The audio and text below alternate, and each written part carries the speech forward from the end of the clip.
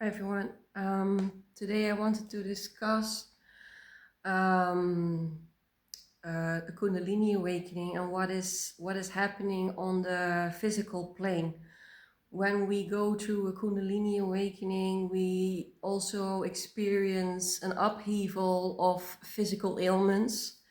I've experienced over the years a lot of physical ailments popping up, especially when the Kundalini is really at work and very active.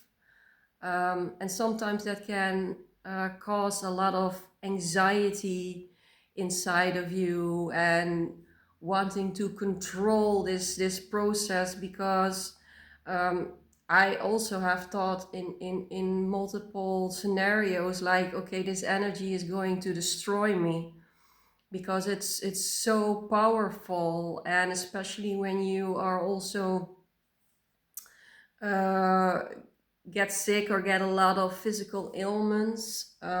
It sometimes can be very hard to um, remain trusting and how do you say that, and really go with the flow of Shakti, really trusting Shakti, bowing for her, knowing she has your best interests. um, and those times where I have been confronted, at the moment I'm also confronted with a physical ailment, and I must say I'm getting a bit more, I'm getting better in uh, not wanting to control it. I'm getting better at knowing that um, Shakti is not only communicating to my energy and my consciousness, but it's also transforming my body and my cells, and in a very profound and deep way. And it would be even strange if the body wouldn't get affected when we go through such a profound transformation. But rationally we know this, but when it happens, it's very common, especially in the beginning, for a lot of people to rise up in the head and wanting to control and how do you say that? Yeah, wanting to be on top of everything inside your body, and that is exactly the opposite of what these ailments um, are trying to communicate. Because I experienced during the years that all of the ailments that were generated in my body were also a door to expansion. So Shakti is communicating not only through emotions and through mental insights and through energy, but it's also communicating in where in the body the most expansion is needed at that moment. And it is, would I say it a loving way? I don't know if it's a loving way, but it's also a way of communicating where there is attention and inner work to be done, by really feeling into the ailment, taking your presence there, and not micromanaging from the head, like, oh, what do I need to do, from this mental plane of view. Oh, I need to take this supplement or this medication or this or that. Sometimes, yeah, it can help, it can be of assistance, but it's not the core of this process. It's all about um, giving the area more space of to expand, to get more presence, more essence, more kundalini in that region, because there are often when an ailment pops up in some area, you also feel a lot of contractedness, and it feels vaster than other parts of the physical body. So that's where there is maybe shadow work to be done, um, inner inquiry of sudden convictions, sudden stories we still cling on to, um, sudden grief that is needing to be released, needing to be let and go of. It can be all sorts of things. I'm a bit distracted. It's beautiful. There is this beautiful bird on my balcony. Okay. And she's gone. I don't know if it's a she, but yeah. So it can be quite daunting to experience the yeah, the acceleration of physical discomfort. Um, and also in this time frame where we live in right now, I can imagine a lot of us are might be dealing with physical ailments because we are going through one, no, not one, we are going we are going through the deepest purge humankind has ever is ever going to experience, and it's going on a rate, on a rhythm that is unheard of. I experience when I've dealt with one thing, then immediately the next thing pops up to be dealt with, to be um, inquired, so to say. So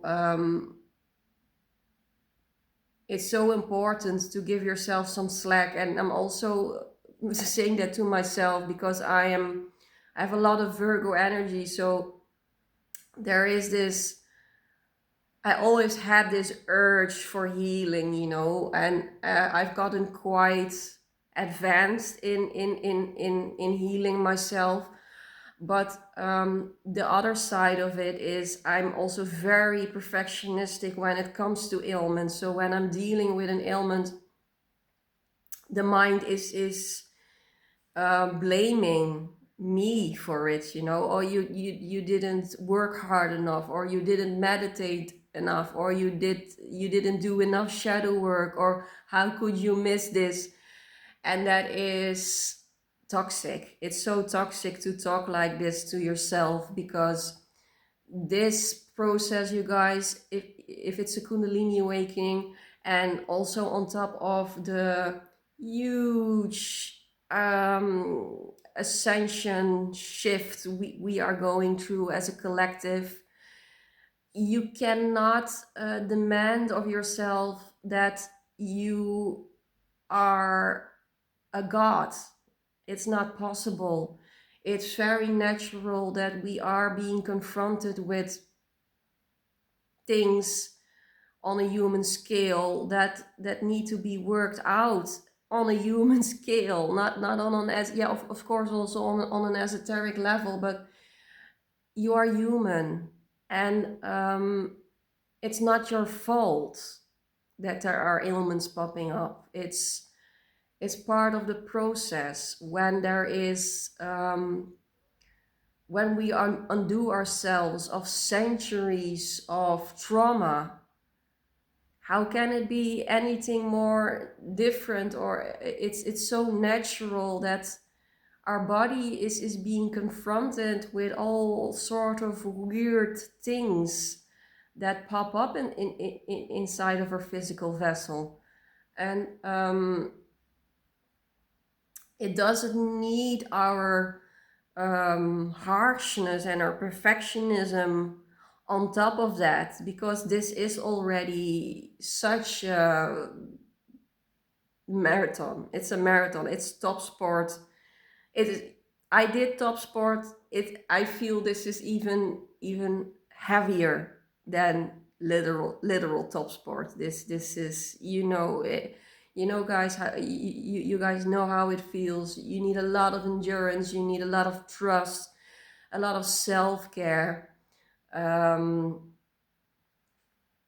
it takes everything out of us. It takes everything to ascend. And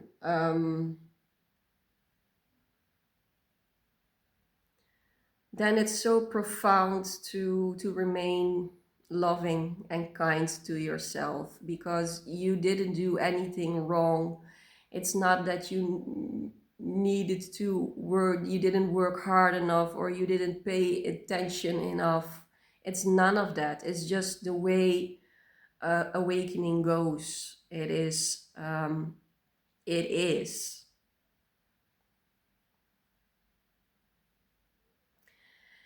And if you look at it from the perspective I mentioned in the beginning of this video, these ailments are giving you a doorway to expand. It's guiding you towards where there is more expansion to be experienced, where there is undoing to be done. That's a strange saying, undoing to be done, because there's nothing to do. But you know what I'm getting at. The areas of the ailments are attracting our light. They want the light to be shined on, and that's the only thing. It needs presence. It needs our presence. It only needs our presence. And um, control is the opposite of presence. And I know sometimes it can be very hard, not wanting, the ego wants to take over because it wants a quick fix. It wants to get it over with. um, if you have certain inflammations, yeah, you can take antibiotics or whatever, and sometimes it's needed. But I'm not so much a fan of it, because the inflammation tells you something. A rash tells you something. A headache tells you something. When you have a severe migraine, of course, I also had to take paracetamol to get the edge off, because it can sometimes be just unheard of, the pain. I experienced a lot of migraines over the years. But if it's not necessary, try to not go for the quick fix, and let the body do the talking. It's there for a reason. The uncomfortableness that you feel, or the rashes that you have, or the pain, it's there for a reason. The exhaustion, oh my god, the exhaustion, it is unheard of how much exhaustion goes along with the awakening journey. It's not strange, because there is so much that needs to be integrated, especially when you have your Kundalini awakening, when you have that push where Shakti is just rising up through the chakras, and it's opening so much at once. It takes so much time to integrate what has happened, and that integration takes everything of your energy.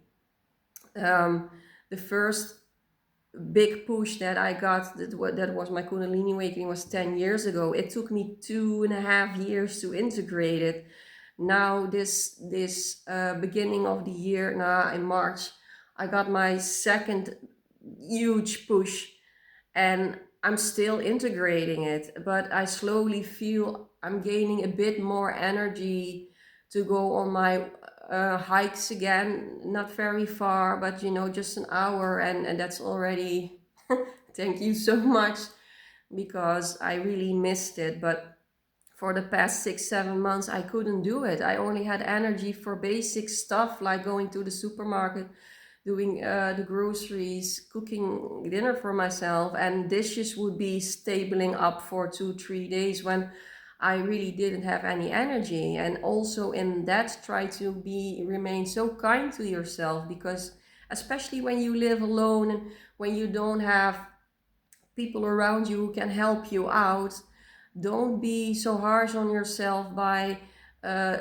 thinking that your household needs to be perfect, and that you should be doing more than you can. Listen to the rest that your body needs, because it's a sacred rest. And I know it's hard, I know, because I'm a person who likes to go out there, especially if it comes to exercise and walks.